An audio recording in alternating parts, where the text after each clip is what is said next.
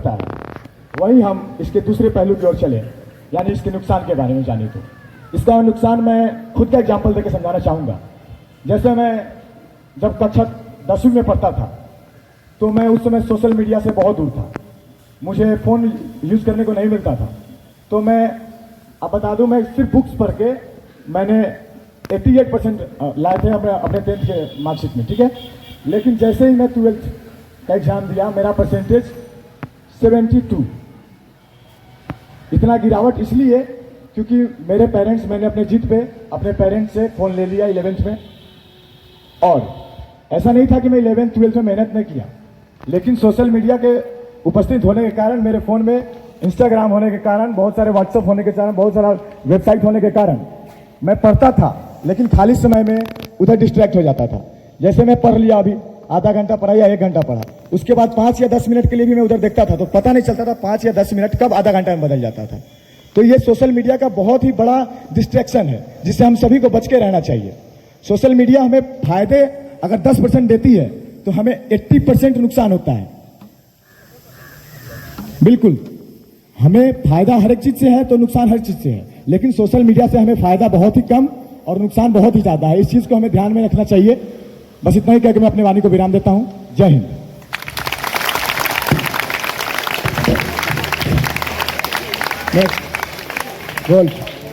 मान्य अतिथिगण, मेरे सम्माननीय एनसीसी अधिकारीगण और मेरे प्रिय साथियों, मैं कारपोरर रोशनी कुमारी एलएनटी कॉलेज की छात्रा हूँ।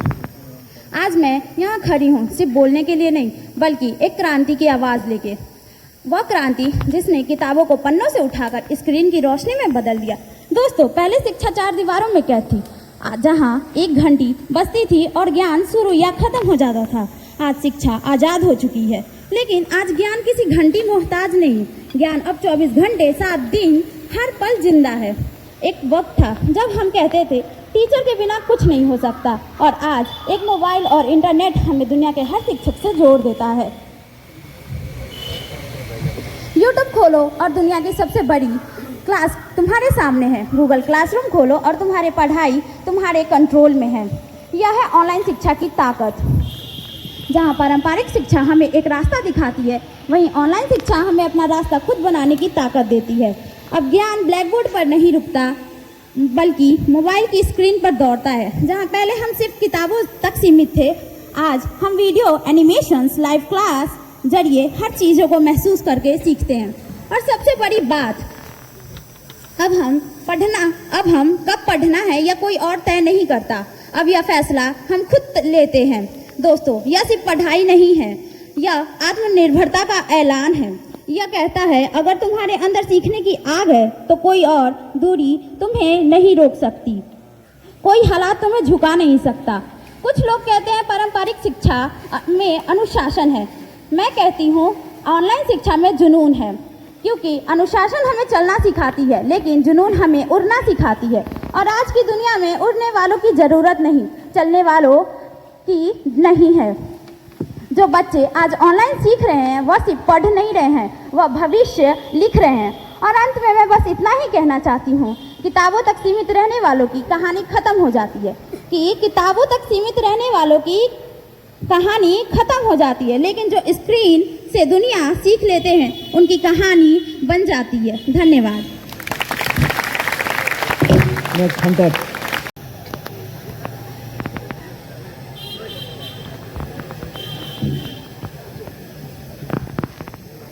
Respected CEO sir, SM sir, and all NCC officers.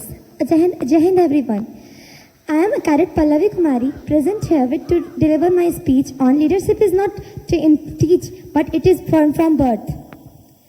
सबसे पहले मैं बोलना चाहूँगी कि लीडरशिप, जो कि इसका मतलब ये होता है कि जब हम किसी एक ग्रुप या फिर किसी एक कंपनी को अकेले मिलकर हैंडल करना, अकेले मिलकर इसको डील करना, वो होता है लीडरशिप। अगर हम एक अच्छा लीडर बनना चाहते हैं तो उसके लिए हमें सबसे पहले उसके अपने ग्रुप मेंबर्स के साथ बॉन्डिंग अच्छी रखनी चाहिए, उसको अच्छे से डील करना चाहिए, उनसे बात करने की अच्छी तरीके होने चाहिए, और कभी भी अपने पावर का कभी गुमान नहीं करना चाहिए, क्योंकि हर एक व्यक्ति के पास लीडरशिप का एक पावर होता है जो कि कभी भी कोई भी अप्लाई कर सकता है।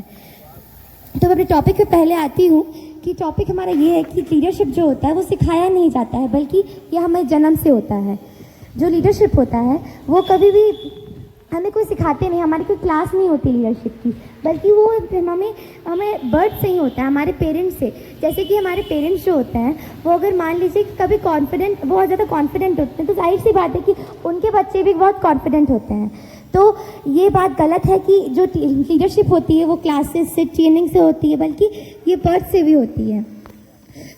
कभी भी जैसे कि मैं कुछ एग्जांपल लेती हूँ कि हमारे टीचर्स हमें कभी कभार स्कूल ट्रिप्स में ले जाते हैं, तो वहाँ पे किसी बच्चे को एज अ लीडर बना देते हैं वहाँ पर। तो ये होता है ना वहाँ पे कि वो बच्चे के अंदर रिस्पॉन्सिबिलिटी आ जाती है, तो उसके अंदर खुद ब खुद लीडरशिप की भावना जागृत हो जाती है। जब हम किसी को रिस्पॉन्सिबिलिटी दे देते हैं तो उसके अंदर खुद ब खुद एक रिस्पॉन्सिबिलिटी जाहिर हो जाती है कि मगर मुझसे भी गलती होगी तो ब्लेमिंग सारी की सारी मेरे पे जाएगी। That's why responsibility makes the man leader. And again जब हम कभी किसी भी चीज़ में जब हम थैंक यू।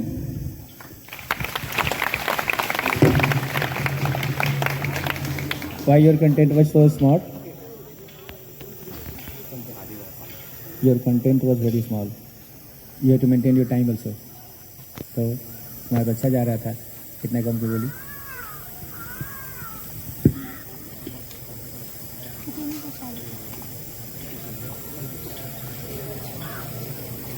सकती है।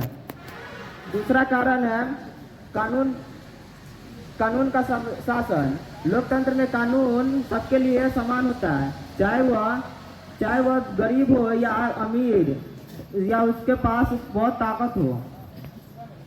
हालांकि लोकतंत्र में कुछ कमियां भी है, जैसे निर्णय लेने के अधिक समय लगाना और पैसे और ताकत का दुरुपयोग करके शासन को अपने अनुसार चलाना। लोकतंत्र में हमें केवल अधिकार ही नहीं देता, बल्कि हमारे कर्तव्य को भी याद दिलाता है। एक अच्छे नागरिकों के रूप में हमें मतदान करना चाहिए और देश के विकास में योगदान देना चाहिए।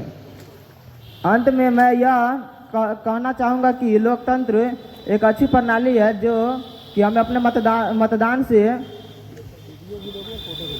मतदान से इसको और विकसित करना चाहिए। अंत में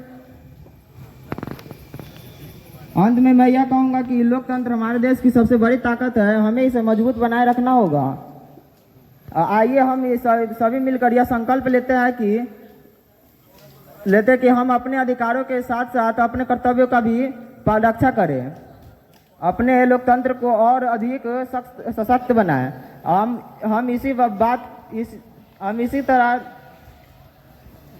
हम यही कहकर अपने वाणी को विराम देते हैं। जय हिंद, जय भारत।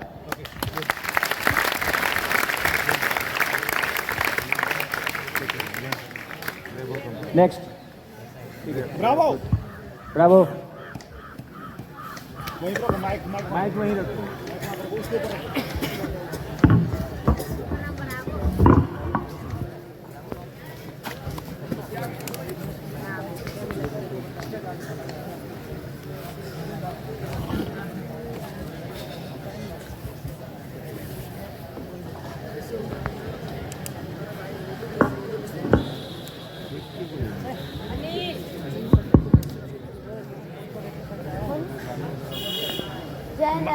अरे माइक पकाना सिखाया था ना अभी।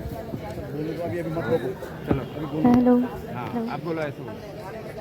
Jai Hind everyone, respected officers, honored guests and my fellow NCC cadets. Today I am Alka Kumari from a Bravo company stand before you to speak on the topic that connects directly with our identity as a disciplined citizen and future leaders of our nation. One nation is a language is essential. As an NCC cadet, we are trained to believe in unity, discipline, and national integration. We know that we come from a different states, speak a different mother tongue, and comes from a different culture. Yet, we know when we wear an NCC uniform, we stand as a one. This unity is our greatest strength. But have we ever thought about what makes this unity stronger? That one important factor is language. India is a land of diversity, and we have hundreds of languages. This diversity is beautiful, but sometimes it creates a barrier. When people cannot understand each other, it can lead to confusion, misunderstanding, even division. If everyone understands one language, communication becomes easier. Fourth, NCC cadets, clear communication is more important. Whether we are attending camps, participating in drills, and working in our teams, one common language helps us to coordinate better and perform a better work. A common language also strengthens national identity. However, we must also remember that our regional language is equally important. They carry our culture, tradition, and history. Promoting one language not mean ignoring or disrespecting other language. As NCC cadet, we are responsibility. We are the youth who will lead tomorrow. We must promote unity in every diversity and possible way. In conclusion, our nation with a common language can improve communication. Thank you. Have a wonderful day.